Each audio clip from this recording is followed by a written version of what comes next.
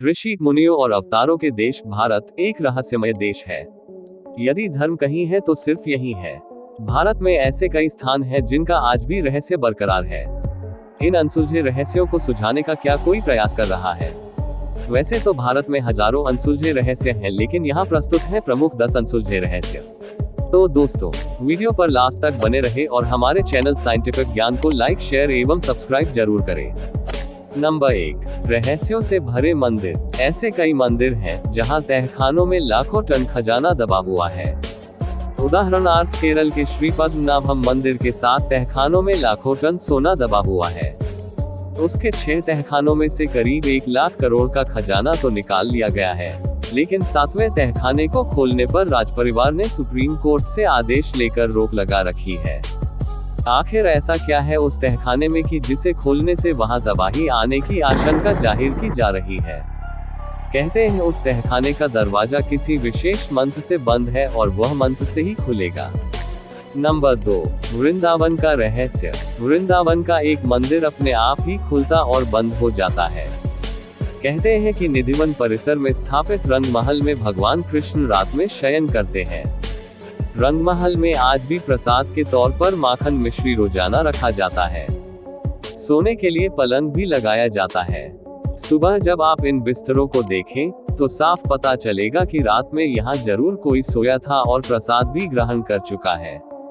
इतना ही नहीं, अंधेरा होते ही इस मंदिर के दरवाजे अपने आप बंद हो जाते हैं, इसलिए मंदिर के पुजारी अंधेरा होने से पहले ही मंदिर में पलंग और प्रसाद की व्यवस्था कर देते हैं। मान्यता के अनुसार यहाँ रात के समय कोई नहीं रहता है। इंसान छोड़िए, पशु पक्षी भी नहीं। ऐसा बरसों से लोग देखते आए हैं, लेकिन रहस्य के पीछे का सच धार्मिक मान्यताओं के सामने छुप सा गया है। यहाँ के लोगों का मानना है कि अगर कोई व्यक्ति इस परिसर में रात में रुक जाता है तो वह तमाम सांसारिक बंधनों से मुक्त होकर मृत्यु को प्राप्त हो जाता है। नंबर 3, अश्वत्थामा आज भी जीवित है या नहीं? महाभारत के अश्वत्थामा याद है आपको? कहा जाता है कि अश्वत्थामा का वजूद आज भी है। दरअसल पौराणिक मान्यताओं के अनुसार अपने पिता की मृत्यु का बदला लेने निकले अश्वत्थामा को उनकी एक चूक भारी पड़ी और भगवान श्री कृष्ण ने उन्हें युगों युगों तक भटकने का श्राप दे दिया। ऐसा कहा जाता है कि पिछले लगभग 5000 वर्षों से अश्वत्थामा भटक रहे हैं। मध्य प्रदेश के बुरहानपुर शहर से 20 किलोमीटर दूर असीरगढ़ का किला है। कहा जाता है कि इस किले में स्थित शिव मंदिर में अश्वत्थामा आज भी पूजा करने आते हैं। स्थानीय निवासी अश्वत्थामा से जुड़ी कई कहानियां सुनाते हैं। वे बताते हैं कि अश्वत्थामा को जिसने भी देखा उसकी मानसिक स्थिति हमेशा के लिए खराब हो गई। इसके अलावा कहा जाता है कि अश्वत्थामा पूजा से पहले किले में स्थित तालाब में नहाते भी हैं। बुरहानपुर के अलावा मप्र के ही जबलपुर शहर के गौरी घाट नर्मदा नदी के किनारे भी अश्वत्थामा के भटकने का उल्लेख मिलता है।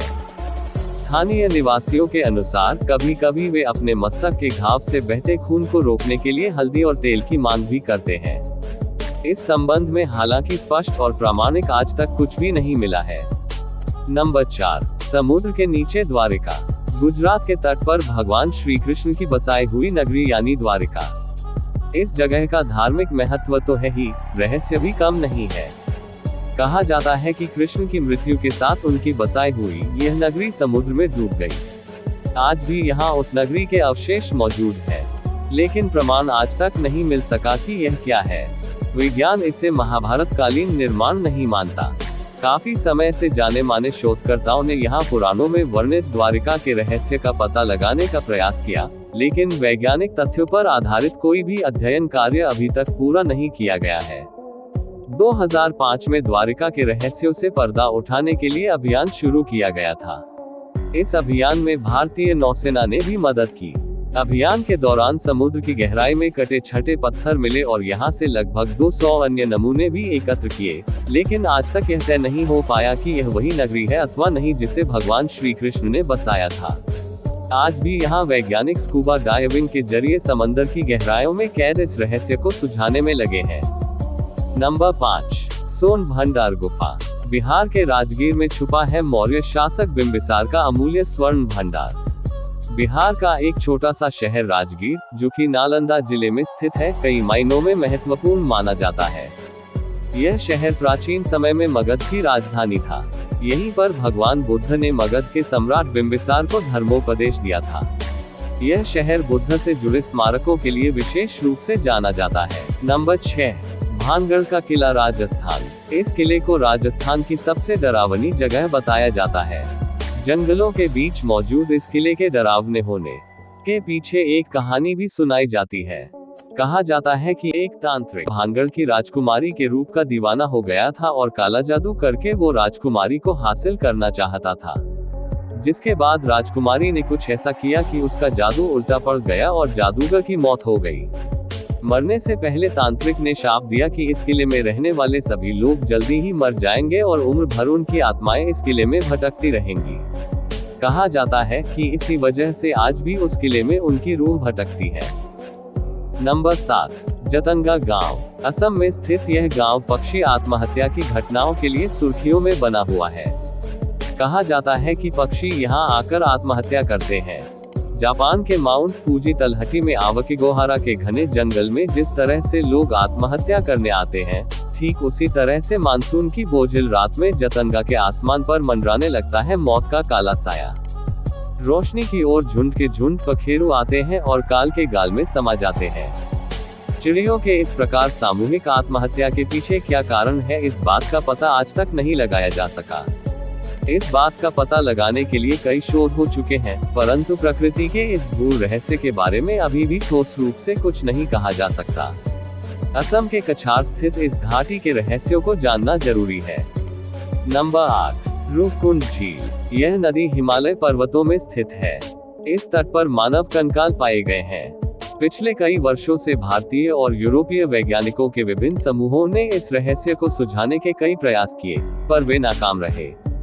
भारत के उत्तरी क्षेत्र में खुदाई के समय नेशनल जियोग्राफिक भारतीय प्रभाग को 22 फुट का विशाल नरकंकाल मिला है। उत्तर के रेगिस्तानी इलाके में एम्पटक क्षेत्र के नाम से जाना जाने वाला यह क्षेत्र सेना के नियंत्रण में है।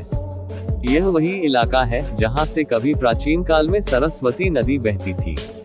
इस कंकाल को वर्ष 2007 में नेशनल जियोग्राफिक की टीम ने भारतीय सेना की सहायता से उत्तर भारत के इस इलाके में खोजा। 8 सितंबर 2007 को इस आशय की खबर कुछ समाचार पत्रों में प्रकाशित हुई थी। हालांकि इस तरह की खबरों की सत्यता की कोई पुष्टि नहीं हुई है। इस मामले में जब तक कोई अधिकृत बयान नहीं जारी होता, यह असत्य ही मानी जा रही है। बताया जाता है कि कद काठी के हिसाब से यह कंकाल महाभारत के भीमपुत्र घटोत्कच के विवरण से मिलता जुलता है। हालांकि इसकी तुलना अमेरिका में पाए जाने वाले बिगफुट से भी की जा रही है, जिनकी औसत हाइट अनुमानतः 8 फुट की है। इसकी तुलना हिमालय में पाए जाने वाले यति से भी की जा रही है, जो बिगफुट के समान ही है। माना जा रहा है कि इस तरह के विशालकाय मानव 5 लाख वर्ष पूर्व से 1 करोड़ 20 लाख वर्ष पूर्व के बीच में धरती पर रहा करते थे, जिनका वजन लगभग 550 किलो हुआ करता था। यह कंकाल देखकर पता चलता है कि किसी जमाने में भारत में ऐसे विशालकाय मानव भी रहा करते थे। माना जा रहा है कि भारत सरकार द्वारा अभी इस खोजबीन को गुप्त रखा जा रहा है। खास बात यह है कि इतने बड़े मनुष्य के होने का कहीं कोई प्रमाण अभी तक प्राप्त नहीं हो सका था। क्या सचमुच इतने बड़े आकार के मानव होते थे? यह पहला प्रमाण है जिससे कि यह सिद्ध होता है कि उस काल में कितने ऊंचे मानव होते थे। नंबर 9, अलियाभूत लाइट। पश्चिम बंगाल के दलदली इलाकों में कई बार रहस्यमयी रोशनी देखे जाने की जानकारी मिली थी। स्थानीय लोगों के मुताबिक यह उन मछुआरों की आत्माएं हैं जो मछली पकड़ते वक्त किसी वजह से मर गए थे। लोग इन्हें भूतों की रोशनी भी कहते हैं। ऐसा भी कहा जाता है कि जिन मछुआरों को यह रोशनी दिखती है, वे या तो रास्ता भटक जाते हैं या ज्यादा दिन जिंदा नहीं रह पाते। इन दलदली क्षेत्रों से कई मछुआरों की लाशें भी मिली हैं, लेकिन स्थानीय प्रशासन यह मानने को तैयार नहीं कि यह भूतों के चलते ऐसा हुआ। उनके मुताबिक मछुआरों के साथ अक्सर ऐसी दुर्घटनाएं होती रहती हैं। हालांकि अभी तक इस रहस्य से भरी गुत्थी सुलझ नहीं पाई है। नंबर 10, तिब्बत का यम द्वार। प्राचीन काल में तिब्बत को त्रिविष्टिप कहते थे। यह अखंड भारत का ही हिस्सा हुआ करता था। तिब्बत को चीन ने अपने कब्जे में ले रखा है। तिब्बत में दारचेन से 30 मिनट की दूरी पर है यह यम का द्वार। यम का द्वार पवित्र कैलाश पर्वत के रास्ते में पड़ता है। हिंदू मान्यता अनुसार इसे मृत्यु के देवता यमराज के घर का प्रवेश द्वार माना जाता है। यह कैलाश पर्वत की परिक्रमा यात्रा के शुरुआती पॉइंट पर है। तिब्बती लोग इसे चोर्टेन कांग नगी के नाम से जानते हैं, जिसका मतलब होता है 2 पैर वाले स्तूप। ऐसा कहा जाता है कि यहाँ रात में रुकने वाला जीवित नहीं रह पाता। ऐसी कई घटनाएं हो भी चुकी हैं, लेकिन इसके पीछे के कारणों का खुलासा आज तक नहीं हो पाया है। साथ ही यह मंदिरनुमा द्वार किसने और कब बनाया, इसका कोई प्रमाण नहीं है। ढेरों शोध हुए, लेकिन कोई नतीजा नहीं निकल सका। तो चलिए मिलते हैं दोस्तों नेक्स्ट इसी तरह के वीडियो में। तब तक के लिए हमारे चैनल साइंटिफिक ज्ञान को लाइक शेयर सब्सक्राइब जरूर करें एवं बेल आइकन बटन को क्लिक करें। धन्यवाद। जय हिंद।